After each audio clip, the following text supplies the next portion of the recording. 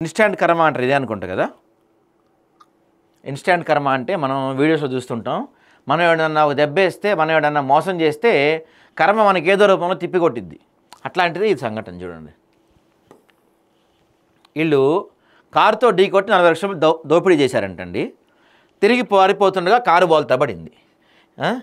8.5 లక్షల సొమ్ము వదిలేసి మిగతా సొమ్ముతో అంటే కొంత తీసుకుపోయారా, ఇంకా గట్టిగా తగలాల్సింది. యాక్చువల్లీ శంకరపల్లి అంట పట్టపగలు సినీ ఫ్యాక్టరీ దారి దోపిడీ జరిగింది.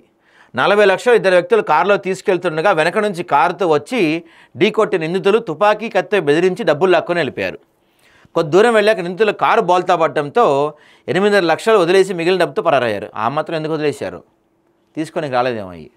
శంకరపల్లి మండలం హుస్సేన్పూర్ కొత్తపల్లి గ్రామాల దగ్గర చోటు చేసుకున్న ఈ ఘటనలకు సంబంధించి పోలీసులు స్థానికులు తెలిపిన వివరాల ప్రకారం మేడ్చల్ జిల్లా కేసర్కు చెందిన స్టీల్ వ్యాపారి రాకేష్ అగర్వాల్ వికారాబాద్ తనకు రావాల్సిన 40 లక్షల కోసం డ్రైవర్ మధు, సహాయకుడు సాయిబాబాను శుక్రవారం ఉదయం పంపారు.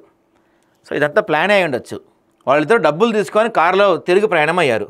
శంకరపల్లి మండలం హుస్సేన్పూర్ పర్వేద్ గ్రామాల నుంచి మార్గంలో రాగానే ఒక కారు వెనక నుంచి వచ్చి ఢీకొట్టింది.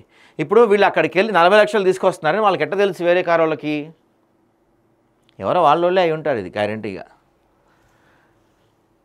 ఆపై ముందుకు వెళ్ళి రోడ్డుకు అడ్డంగా ఆగింది. డ్రైవింగ్ సీట్లో ఒకరుండగా మాస్కులు ధరించిన మరో ముగ్గురు కారు దిగి బయటకు వచ్చారు.